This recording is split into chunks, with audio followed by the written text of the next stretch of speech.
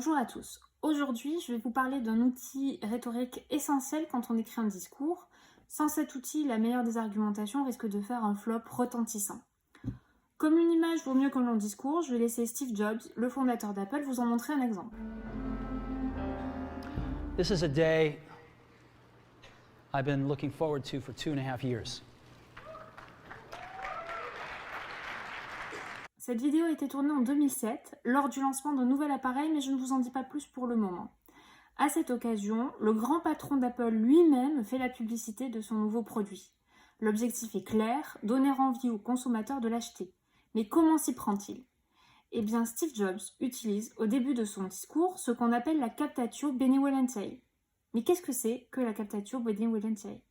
Eh bien, c'est un artifice rhétorique qui consiste à s'assurer au début de l'exorde l'attention et la bienveillance de son auditoire. Pour le dire plus simplement, il s'agit, pour la personne qui fait un discours, d'établir un contact positif avec les personnes qui l'écoutent afin qu'elles soient dans de bonnes conditions pour se laisser convaincre par ses idées. Typiquement, c'est comme quand vous voulez obtenir quelque chose de votre mère et que vous lui tenez à peu près ce langage. « Ma maman chérie, toi qui es la plus belle d'entre toutes et que j'aime plus que l'univers. » Et à ce petit jeu, Steve Jobs est particulièrement doué. On peut imaginer qu'il s'est beaucoup entraîné sur sa mère. En effet, le début de son discours est extrêmement réfléchi. Il commence par créer un sentiment d'attente en expliquant que lui-même est impatient depuis 2 ans et demi. Naturellement, notre curiosité est piquée au vif. Pourquoi donc est-il impatient ? D'autant plus que son discours, ponctué de longues pauses, suspend son auditoire à ses lèvres. Every once in a while, a revolutionary product comes along that changes everything. And Apple has been, well, first of all, one's very fortunate if you get to work on just one of these in your career. Apple's been very fortunate. It's been able to introduce a few of these into the world. In 1984, we introduced the Macintosh. It didn't just change Apple, it changed the whole computer industry.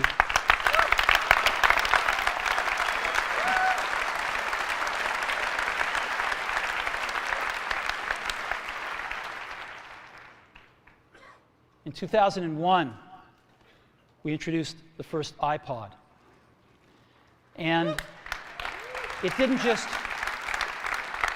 just change the way we all listen to music. It changed the entire music industry.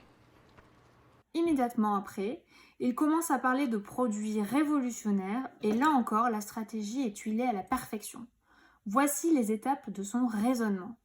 De temps en temps, un produit révolutionnaire change le monde. Quand on travaille sur un tel produit, on a beaucoup de chance.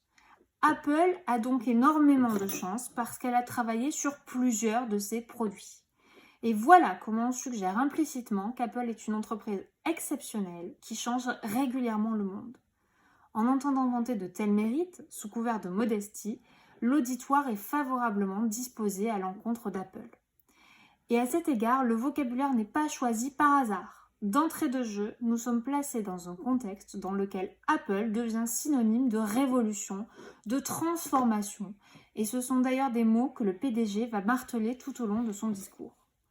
S'ensuit logiquement l'énumération des précédentes révolutions lancées par Apple, le Macintosh et l'iPod, et on entend alors pas moins de 4 occurrences du mot « changed » que nous pouvons traduire par « transformer ».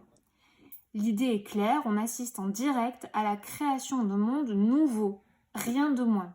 Steve Jobs crée ainsi un contexte dans lequel le produit qu'il va présenter est nécessairement identifié comme une révolution. Il a réussi à captiver l'attention de son auditoire.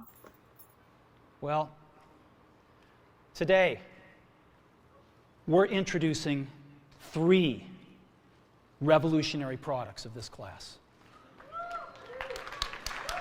The first one is a widescreen iPod with touch controls.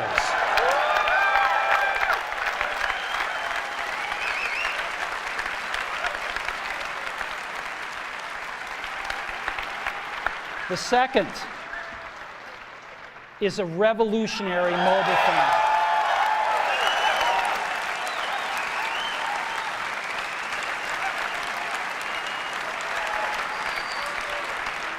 And the third is a breakthrough internet communications device. So, 3 things: a widescreen iPod with touch controls, a revolutionary mobile phone, and a breakthrough internet communications device.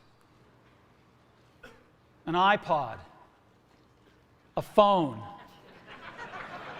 and an internet communicator.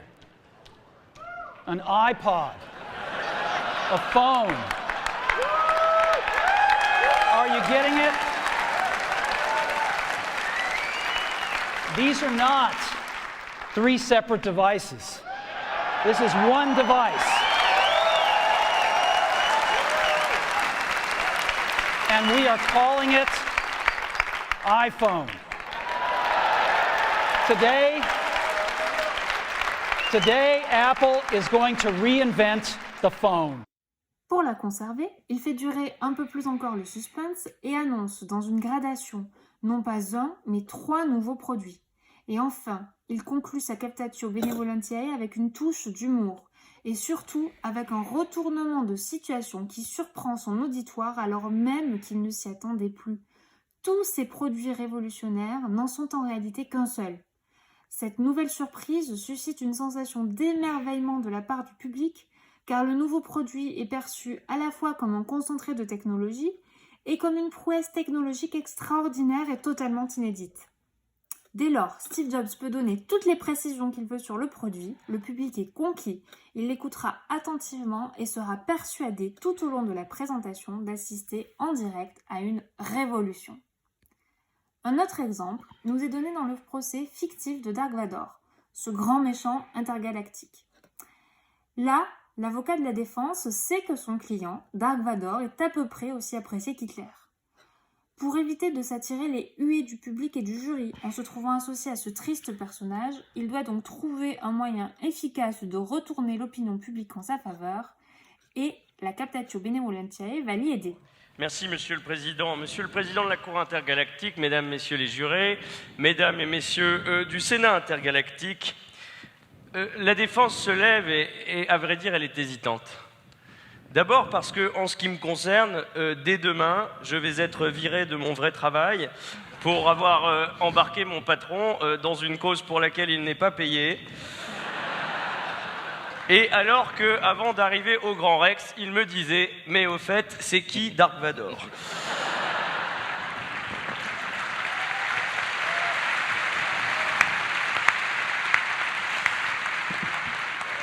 L'argent que vous avez versé ce soir permettra de me verser une petite allocation chômage de quelques semaines et je vous en remercie. Et là où il est particulièrement malin, c'est qu'il prend le contre-pied de ce que l'on attendait. Sa stratégie est absolument imparable. En narrant ses malheurs avec humour, il se présente comme un personnage pathétique et non comme un avocat vénal et cupide attiré uniquement par la gloire et par l'argent. Il feint la maladresse jusque dans ses gestes afin de parfaire son personnage.